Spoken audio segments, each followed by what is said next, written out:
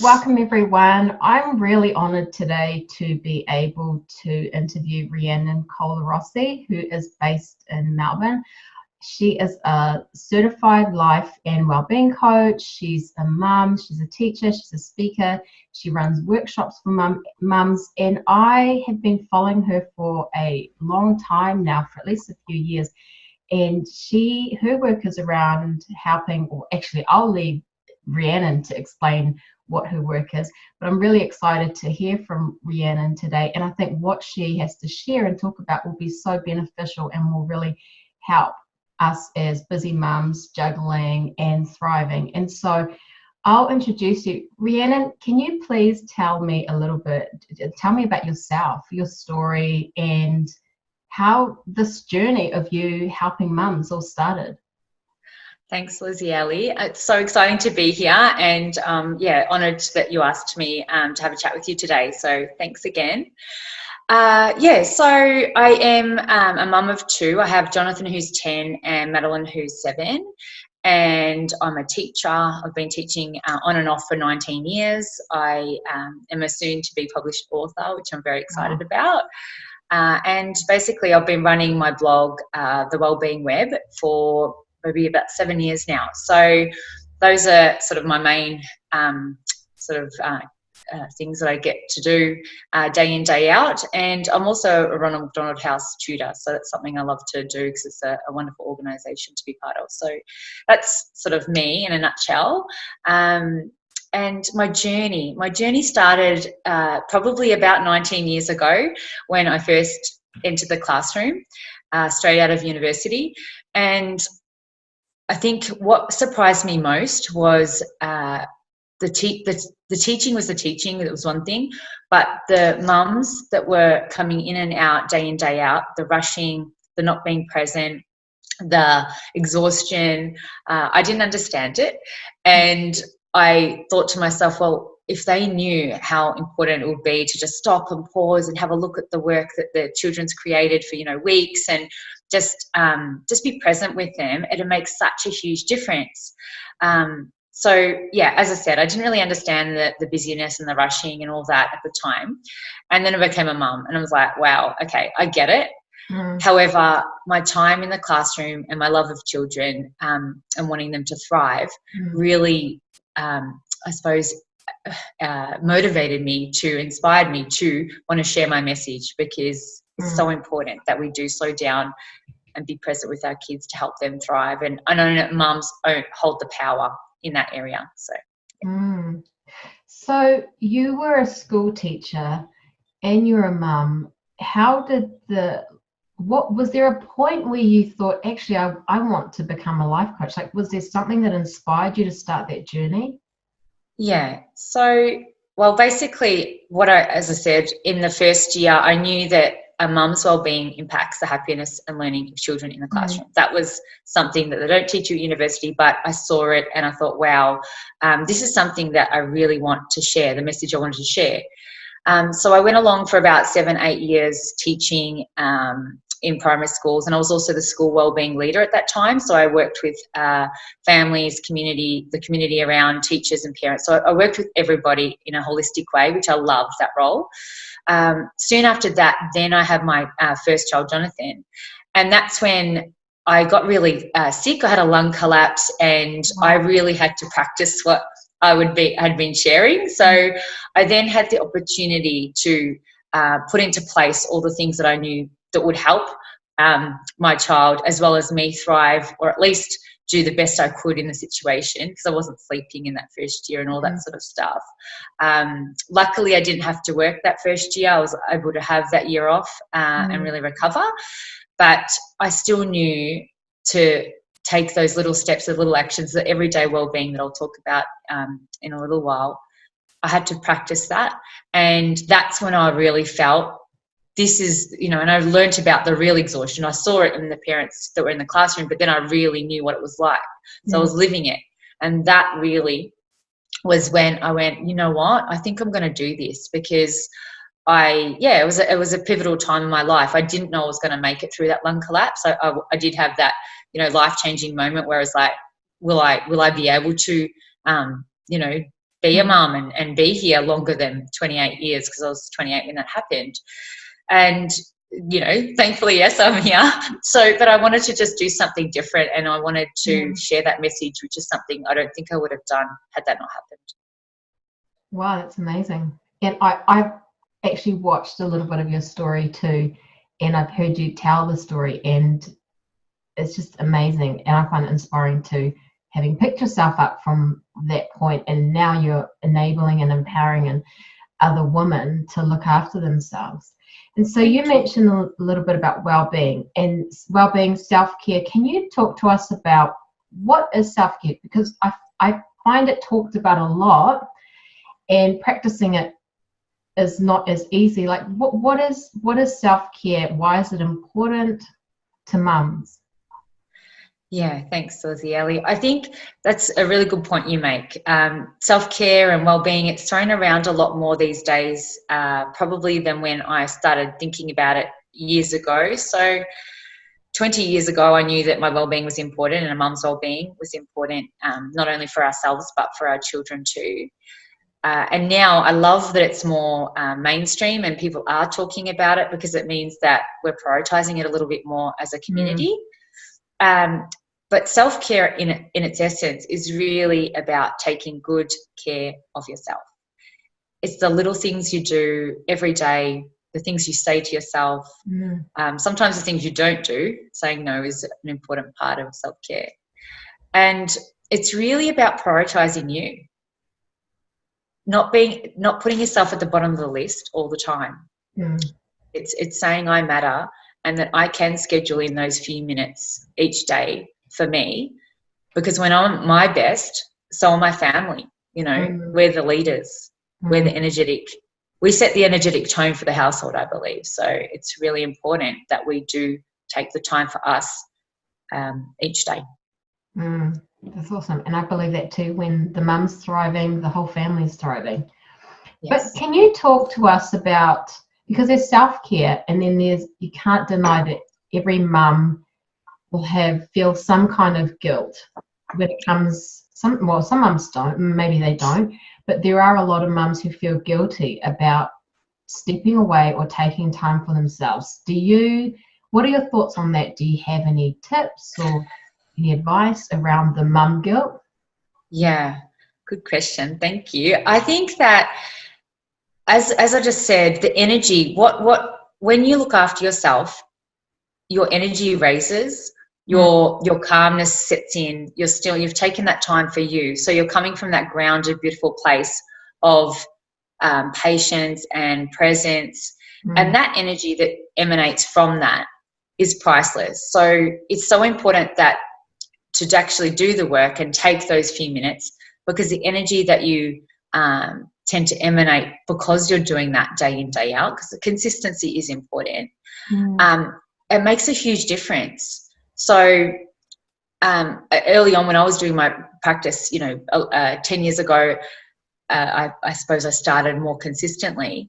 I'd feel it on the days that I didn't take a few minutes. And that made me realise, well, actually the consistency, even if it is only a couple of minutes, makes a huge difference. So that's a big thing. So consistency is huge, but also setting the tone each day. So a tip that I love and a tool that I share is the PAP. So it's the Positive Action Plan. And I know that time is of the essence for mums, but if you're laying in bed and you wake up and you say to yourself, how do I want to feel today? What am I grateful for? What am I appreciating right now? And what are my top 3 priorities for the day? That doesn't really take much time. So it's just about setting the tone. And I've been doing that on and off for 10 years and consistently, say, for 5 to 7. And it's one of the most brilliant but simple wellbeing tools I have. The reviews I get from the women in my groups and the coaching, it's huge because it's so simple yet so effective. And it's just taking those minutes to set up the tone for your day. It doesn't have to be huge. And once you do that and realize how you feel from that, that gives you the confidence and the I suppose inspiration to do something else and add another tool where you're looking after yourself and just putting yourself first in those little ways. That's awesome. And it's small and it seems very achievable. So I Yes. am keen to hear what you do because you're a busy mum. Yes. You're busy mum. You've got kids. You work. You've got a husband. Like, so what does self-care look like for you? Yeah, so self-care, thanks, Lesieli, for me is taking the morning routine, I think, is huge. So even though you might not have had the best sleep and you may have to, sometimes you get up a little bit earlier before the children to have that bit of quiet time. But doing a little bit of meditation. So I start with between 5 to 10 minutes of meditation each morning.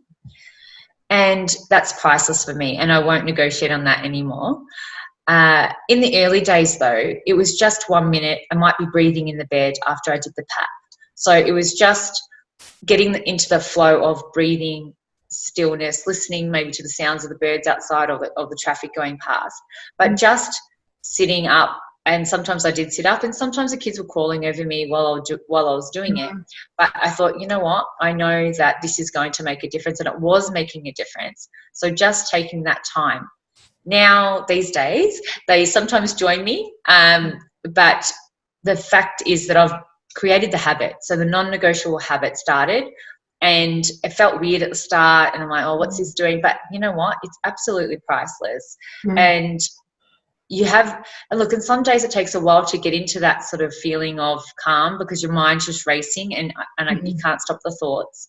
But if you're focusing on a sound, I like to listen to sounds or music, not necessarily the guided meditation, but you're just practicing that stillness. So you're tapping into that spiritual well-being, the silence, and that inner self, which is huge.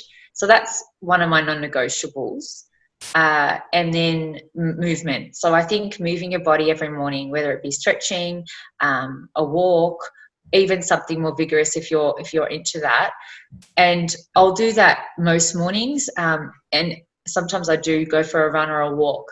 But if I can't, for whatever reason, I'll stretch or do something physical just to get the blood flowing and just to acknowledge and appreciate my body, because I think that's something else that we don't do as mums. And it's where we live. It's our shell, and we've got to take care of it because it's and love it, because that's something that we also can be very hard on ourselves about. Is just so body love is important too. Thank you for sharing that. Can you just remind me the PAT? Remind us. Yes. So what are the questions you ask yourself? Yeah, so I've got a card here. I don't know if you can see. So yes. I was going to say as well, Lesieli, if anyone wants a card delivered to their house and they message me their postal address, I'll send one to them, because this is a bedside reminder to do it. And I needed this in the early days to remind me to wake up instead of going, I've got to get up and do the dishes, and I've got to get the kids ready, and ranting about, not feeling like I've had enough rest. So that sometimes can take over. I would get in first. And so I would ask myself, how do I want to feel today? So set my intention. So then I'd do appreciation. What am I feeling appreciation for right now? And then what are my top 3 priorities for the day? So priorities is number 3. So if all else fails, what would I love to do today? And it could be as simple as a glass of water. That might be one of your goals. So every morning I'm going to get up and have a glass of water, and that's for you. So that's something that you're doing, and that's a priority. And it seems small, but the small things is where the wellbeing gold is. It's just those little things, and then you can say, you know what, I did what I said I was going to do. So that's that congruence. Another thing might be sending an email that you said you were going to send and actually doing it. So that's a priority. It's just that's the one thing. It might be about just having a 3-minute chat with your son or something like that. Just something little that you're going to prioritize. Because what happens is we've got this massive list of all the things we want to do usually, and you feel like at the end of the day, well, I didn't get through it. And then you feel like a failure, so you don't feel successful. Whereas, in fact, you did so many things throughout the day, and some unnoticed, and you probably never get thanked for. So giving yourself that affirmation at the end of the day, you can check in on your day and say, you know what, my intention at the start of the day was to feel calm, and not too bad. I stayed pretty calm. And then what did I set out to do? Well, I set out to have my water, and I did that, and I sent the email. So affirming what you said you were going to do, and that you did. Actually, you were successful. You're successful just because you got out of bed, by the way, because it's not easy sometimes.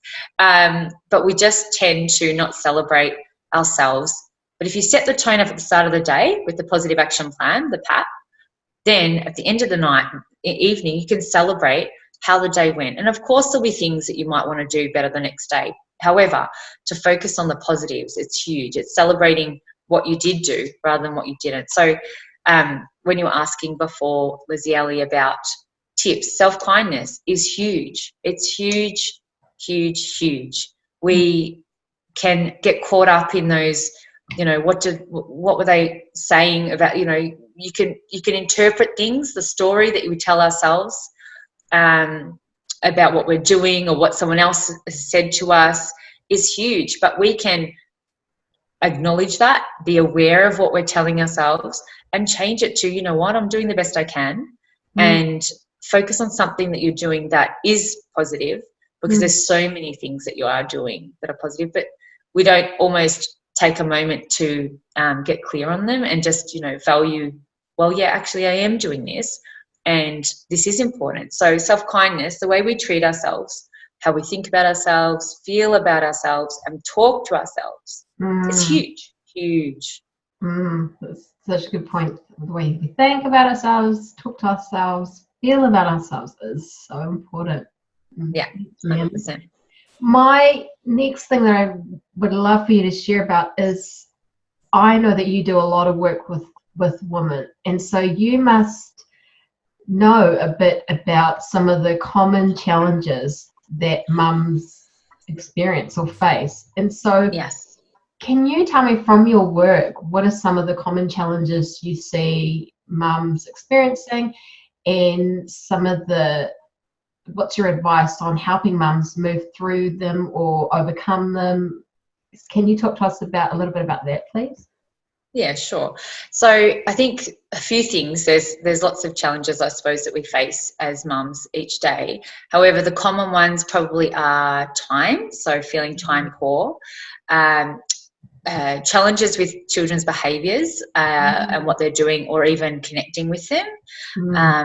And the other one is not feeling good enough. So the self-worth is still huge.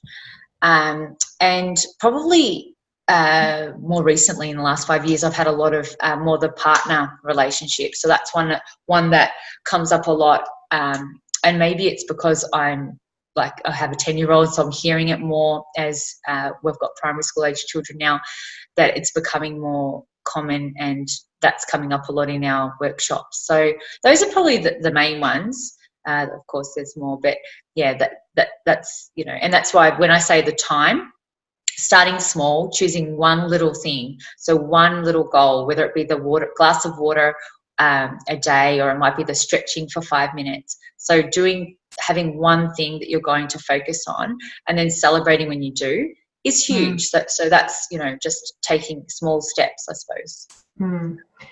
So I'm going to ask if you can kind of stretch one of the points that you talked about out, and maybe talk about it a little bit. And so what I'm thinking is, you mentioned one of the challenges was around mums not feeling good enough.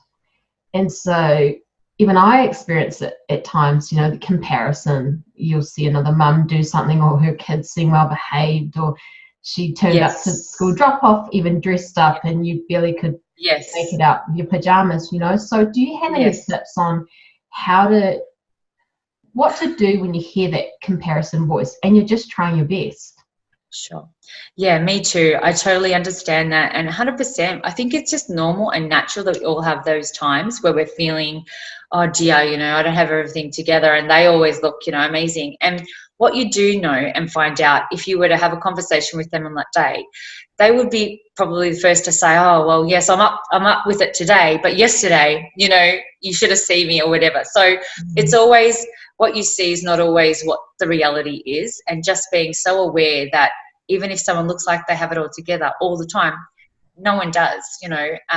I was talking to a friend recently and she said, you know, do you walk around in a calm bubble? And I'm like, no, I don't. You know, I definitely have my moments and my times, and, you know, the thing that's probably saves me now is my toolkit, so that I know how to get back to where I want to be, but it's not always where I am. So I've got, I know when I'm out of alignment and I need to get back in, but I definitely have my moments, and I think everyone, all mums do. So I think it's something to just be aware of, and that we're all doing our best. So absolutely, just, you know, knowing that it's not always as it seems. And that's what the beauty is of the groups that I have, is that when we sit together and we're in that safe space, to be able to share that sometimes we don't feel, you know, good enough in this aspect, or, you know, we feel like we want to do more, and why can't we, you know, connect as deeply as we want to with our children. We've all got our fears or our challenges or our worries. It's really about acknowledging them, managing them, and knowing that we're not alone. So it's so true. And it's, you know, and I love sharing things like that in my groups, because even though I've been doing this on this path for 10 years, I still have those moments and thoughts and feelings. It's actually normal and natural. It's amazing. Because I got so much out of that first point, I'm actually going to ask you if you could talk a little bit about the other 2 points, because I think actually they're really common challenges that a lot of mums will experience. So I'm really quite keen to hear your thoughts and your advice. Children. You mentioned children behavior, being present with your kids, because we live in such a busy time. There's a million things going on in your head. Yes. What are your what's your advice for mums being present, managing children's behavior, keeping calm? What's your advice? Yeah, great question. Look, I think also I can give tips, and I'm more than happy to share, but you have to also think what works well with my child, what feels good for me. So I always say, take what you like and then leave the rest, because what works for some doesn't always resonate or work for all. Some things that I do with my children that work really well. First of all, the greeting in the morning. Like, I love a good greeting. So lighting up, how are you? Good morning. Even when you're not feeling 100%, you can still say, I'm happy to see you, you know, giving them a hug. So that morning greeting where I tell them you matter, that's huge, right? So even if all else fails through the whole day, they had that moment in the morning where mum cared when I walked out of my room and gave me a hug. So that's one thing that I love to do, and I tend to do that even when, you know, they're feeling grumpy and I'm like grabbing them saying good morning, you know. That's something that I do, because I think showing that you care, that's you know, that's important. Something else is just in the car, we turn off the radio most times and just have a little chat, you know, how's things, and just sometimes it's about the silence. Sometimes having that space will allow them to pipe up with, you know, something happened at school. And I think when we have so much noise or busyness, we don't allow that time for the spontaneous conversations to happen. Some of us find it at night time, so the children always want to share, you know, in bed, which is great. But sometimes by that time you're like, oh, you know, I just want to have a break for myself and have a cup of tea or whatever it may be. So if you can even incorporate a little bit of that quiet time where they're not on technology, where you're just sitting, maybe it might be outside. If you can just go outside and just sit in the garden, you know, have a look at what's out there. I used to love doing that with my children when they were young, looking at the plants and that outside. They don't always want to look at it now, but I'll go outside and sit with them. And I think it's that being. It's just being is really important. And again, I think now more than ever, it's so valuable. And I knew it 20 years ago in the classroom, but that was before the internet and before the technology boom.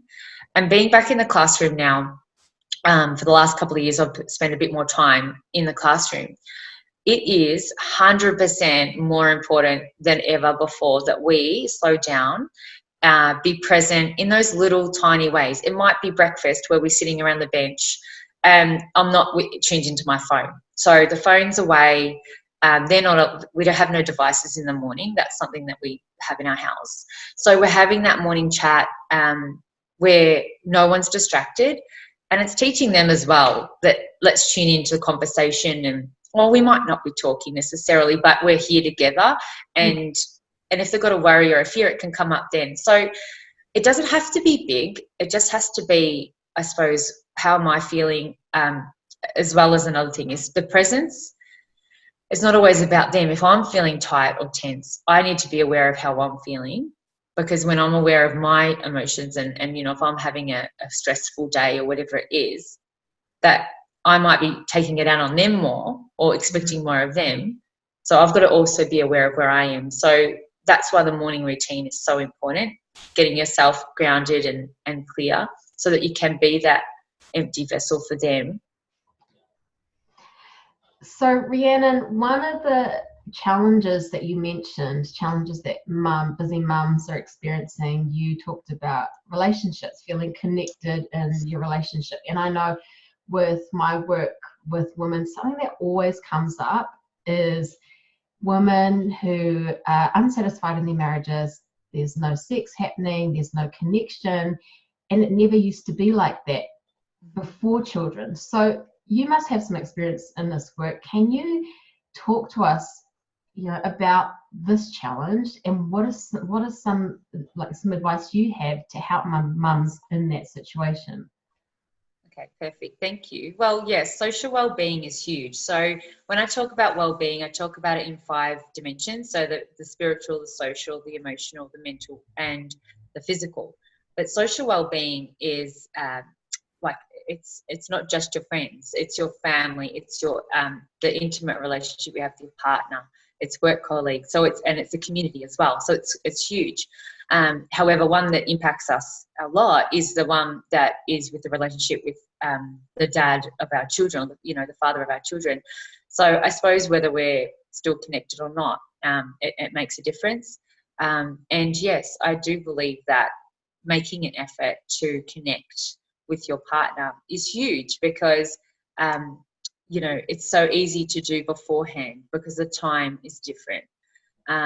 But then when you have the introduction of 1 to maybe more children, it can get crazier, and that you are more time poor. So I do believe that scheduling in time, making time for your partner, it's huge. So it might be just once a week where you're saying, Thursday night, once the children are in bed, we're going to sit down, have a cup of tea, and we're going to connect and really chat, not just about what's going on for the weekend, but just actually, how you're going, how you're feeling about things on a deeper level. I think that's so easy to just do the surface scheduling stuff, but to actually, how you're feeling, what are your challenges? I think just asking them rather than assuming, that's something that we do. We assume that we know what we're not mind readers, and they aren't either. So it's about sort of having those open, honest conversations. And then sometimes letting them know how they could support you, in a specific way. So just, I'd love it if you did this. And then, what would you love me to do more of that would help us connect? So sometimes you're not aware because we're different. Everyone's different. And sometimes, female and male, they think differently. So it's sometimes really great to have those conversations.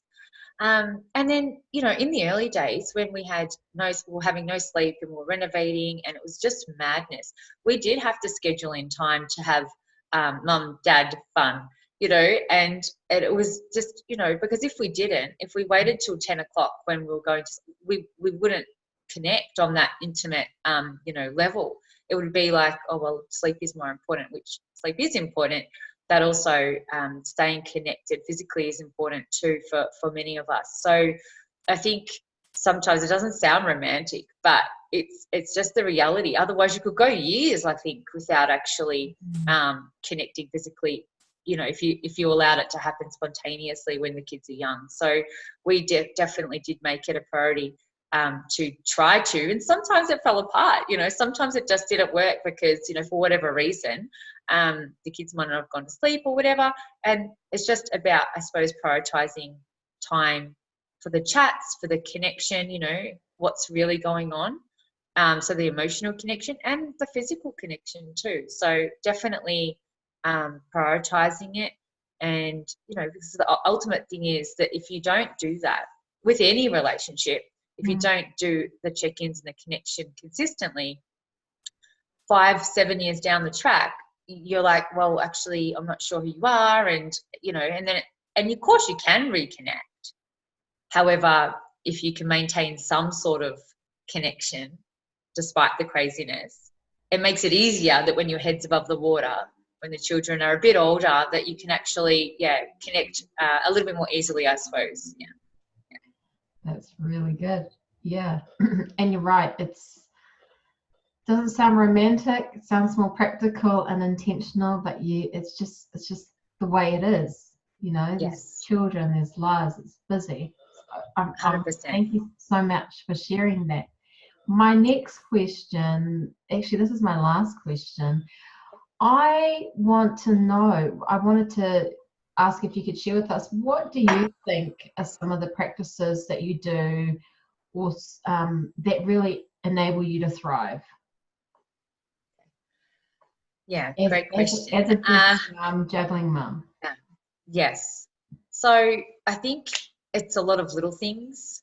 It's not just one thing necessarily. However, I'm clear on what I want. So something that I did 10 years ago was a clarity. I didn't call it that, but it's a clarity activity where I just wrote down how I was feeling in all 5 of those dimensions I spoke about earlier. Because I think when you know how you're going and where you're at, it's really empowering. And so I know my strengths, I know my weaknesses, I know where I need to make more effort to nurture certain areas. And I think that when you know, you've got the power in your hands. So you're in charge of you. And that changes sometimes from, depending what's going on in your life or year to year. So having that clarity of how I'm going, where I'm at, and then also what's important to me. Why am I doing what I do? What means the most to me? Because often a question I'll ask myself throughout the day is, does this really matter? Because I can get worried about little things or, get caught up in something, and it helps me drop it right there. So asking myself good questions is one of my things that helps me thrive. It helps me keep on track. Something else, I love good questions, something like, what's needed here? So if I'm feeling out of sorts or, the children are having a tantrum, I might say, well, I think they need a hug. Or I'm feeling frustrated, I think I need to go have some deep breaths. So, asking what's needed here is a really powerful question. My meditation, as I spoke about, definitely helps me to thrive. I honestly don't know where I'd be without it. I love my meditation practice, and it's not a huge one. I feel like it's just consistent. So that's where I love that. The PAP for sure. So that helps me. Setting the tone for the day has been really powerful for me because I know what I'm after. So how I want to feel. That's it. It's all about how you want to feel. And sometimes it's calm, happy. Sometimes it's confident. It's not. I don't wake up and think I want to feel stressed out and exhausted and all that. So I think if you focus on what you do want, you're more likely to achieve what you want because you're taking actions throughout the day to support that. Saying no is huge. So knowing my limits and also not trying to please everybody. It's so hard sometimes. You want to. However, just going, this is not going to work at this time of the year, or, right now I need to be here with my family or whatever it is. And sometimes, certain events or situations or groups might not bring out the best in you. So knowing that and thinking, my time, I'm going to spend my social time with friends with this particular area or group or event, rather than try and do everything and feel really depleted. So it's about being choosy with your time, but also sometimes, saying no. Another thing is the breathing. If I didn't take deep breaths, I would say things sometimes that I probably wouldn't come from the kindest place. So pausing before I speak and respond is huge. So that helps me to thrive and feel, because then you feel awful afterwards. You said the mother guilt. if you say something off cuff in reaction to what's going on in your house, because, you know, my children fight and there's things that'll happen. If I'm not breathing and like taking that breath, and sometimes I'm saying it out loud, like I'm breathing right now, because that's the best thing I can say. I'm feeling, and then I'll follow up usually with, I'm feeling frustrated about what's happening. You know, I'm trying to do this, and this is, I can see that you're wanting to, you know, fight with your sister or brother or whatever it is. I think it's really great to speak out how you're feeling so that the children know it's not them, it's your frustration. Even though, of course, you'd prefer them to be peaceful, but letting them know you're not blaming. So we have a no blame rule in our house. So owning your behavior, owning how I feel and not projecting is huge. And it teaches them also to own their behavior, and also, you know, and look, we have an open conversation in our house. So I think that's really key, a wellbeing conversation. So if I feel like they need to take a breath, I can ask them, do you think it's a good time to take your breaths? Good one. And they'll say to me, so if I'm feeling frustrated, they can tell, they'll say to me, Mum, I think you need to take some breaths. So like, well, often they're right. And I'm like, yeah, okay, I'm going to do that now. Because when I ask them, I want them to think about it and hopefully take their breaths. And also likewise, you know, I'm happy to hear them, and sometimes they do identify that I need them before I do myself, which is, it's a teamwork, it's ongoing conversation. I think it helps with the harmony of the house, and it helps, you know, that we're all accountable. We can also remind each other gently when needed to check in and to breathe.